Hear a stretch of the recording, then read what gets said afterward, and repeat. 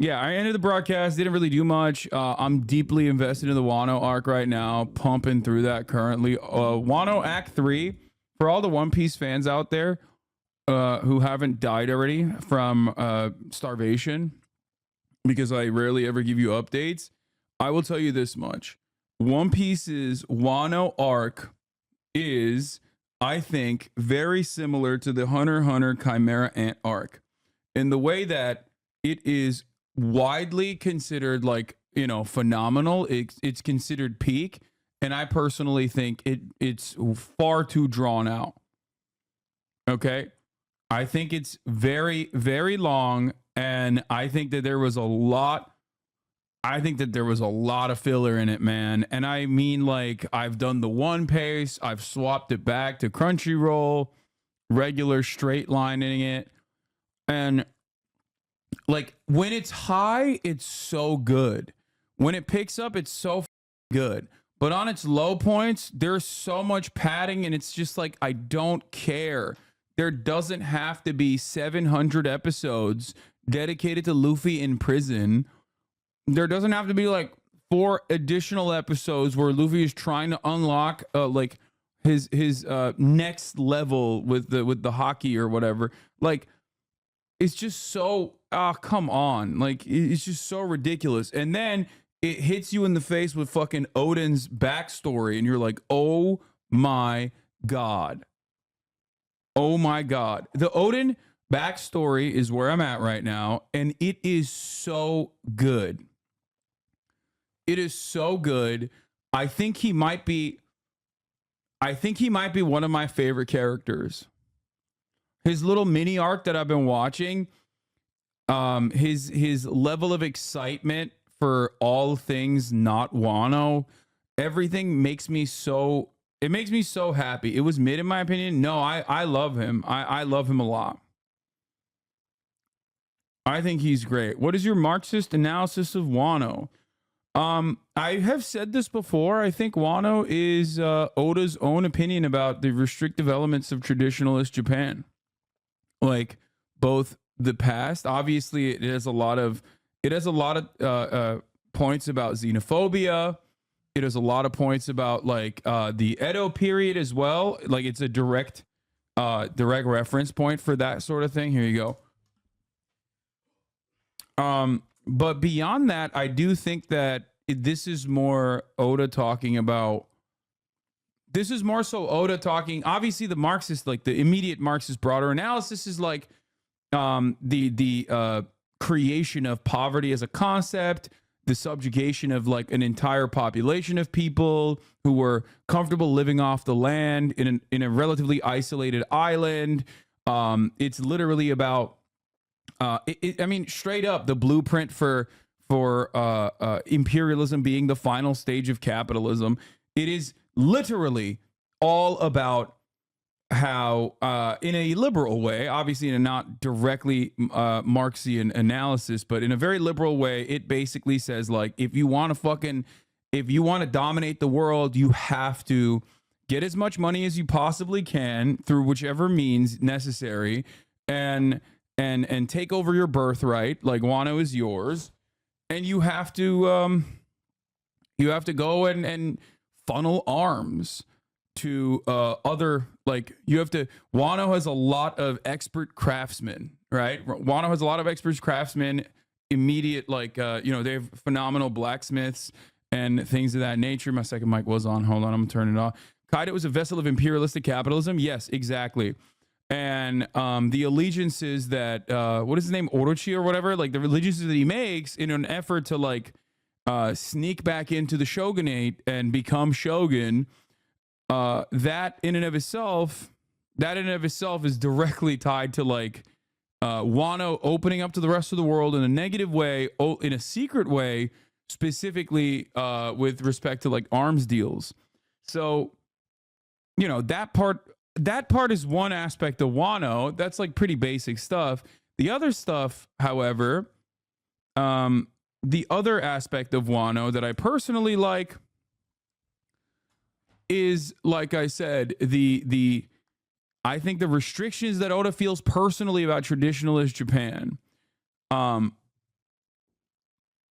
I am watching a completely I'm still watching a completely different anime. Give me some time. Yeah, lots of environmentalism in Wano, obviously. Those are the obvious high notes. I'm talking about something different. I'm talking about something entirely different. I'm talking about like what I perceive is Oda's perception of Japanese xenophobia, Oda's perception of like traditionalism in Japan, like the strict honor-based culture of Japan and their lack of interest in like opening up to the rest of the world.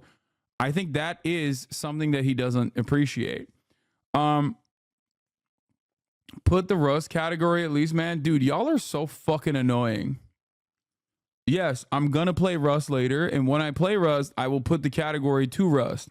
But of course, I'm not going to change my category to Rust while I'm literally not doing Rust. I'm not gonna do that for a couple hours. So fucking sit in here and wait, and maybe you can learn a thing or two about either the Marxist analysis of One Piece, which you might not give a shit about, or potentially what's going on in the fucking world, which I'll be talking about in a brief moment. Okay, I love you guys. Thank you for tuning in. I'm so done with gaming frogs getting everything they want. When have they gotten everything they want? Shut up. Sheltered Rosebud, Jesus Christ. Like, when have they gotten anything they want? This is a fucking stream where I spend 95% of my live time, on camera time, talking about politics. So yeah, I think overall it's phenomenal. The work is great. And like I said, it's just a little convoluted. It's a little annoying. It's a little convoluted. I don't know how else to explain it other than like it gets a little tough to watch. And I'm certain that it's like Toei's fault for the most part. Okay. But the Oden's backstory onwards is some of the best piece. Oda hasn't stopped cooking. Yeah, I just I don't know. Overall, I like Wano, but I definitely thought I would like Wano more. Like I definitely thought Wano would be my like unconditional favorite arc because of how big of a fucking otaku I am personally. But yeah. Don't even think too much about it. Egghead is so good and we have so little episodes. It will be done in 3 years, so feel free to chill.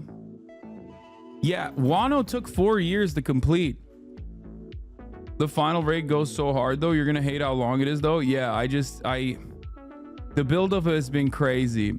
A lot of people have also said that the end of Wano is like too fast and it leaves much to be desired. Like I've heard criticisms about like not having enough Zoro backstory and stuff like that. There's a lot of trans representation in Wano, which I think is very cool.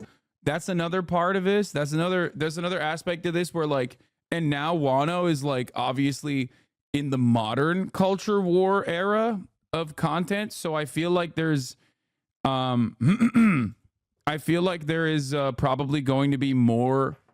Like there's literally a conversation around like genuine trans characters. I think there's a couple characters that I can't tell if they're trans or not. There's like the one character that follows.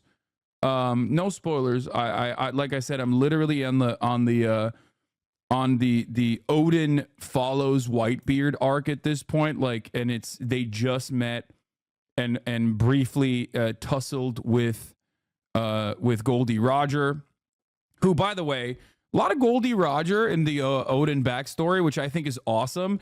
Goldie Roger is literally just fucking Luffy with a mustache. You will never convince me that the way that he operates and the way that he looks isn't just adult Luffy with a fucking fat mustache.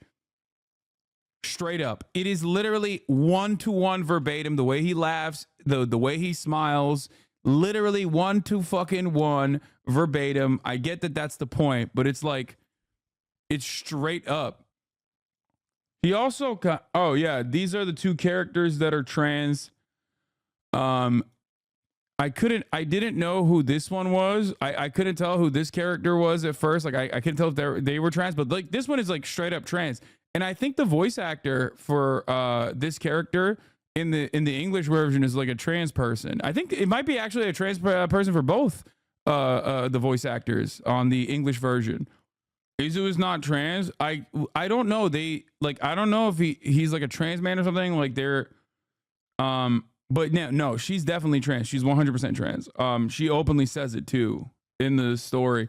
But Izu is not trans. Only Kiku is trans. The other trans character is Yamato.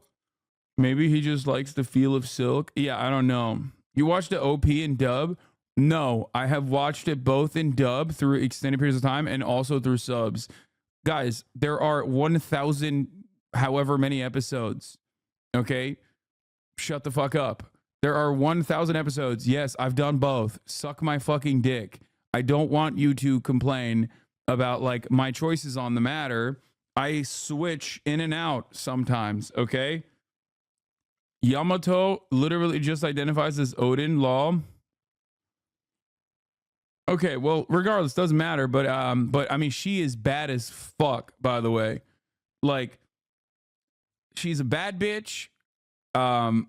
She's bad as fuck.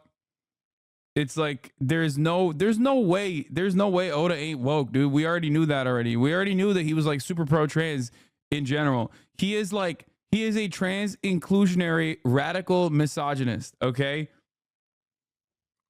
Yamato is a man. Wait, this one is that a fucking fuck? Is that a spoiler? I thought don't they always refer the she her pronouns? I thought she was a trans woman. Wait, are you guys spoiling? Shut the fuck up, chat. God damn it, dude. Okay. I'm fucking moving. Bro, y'all suck. Okay, we're moving on. We're not having this conversation. We already know personally that fucking Oda is obviously pro-trans because of Ivankov, because of Bon Clay. He's like all up in that gay shit. I call the Yamato discourse. It's the best to ignore because one side always sends death threats. Just let Oda cook and agree with Oda. Okay, only click or you've seen Yamato's face. Okay, we're done. Germa's dead.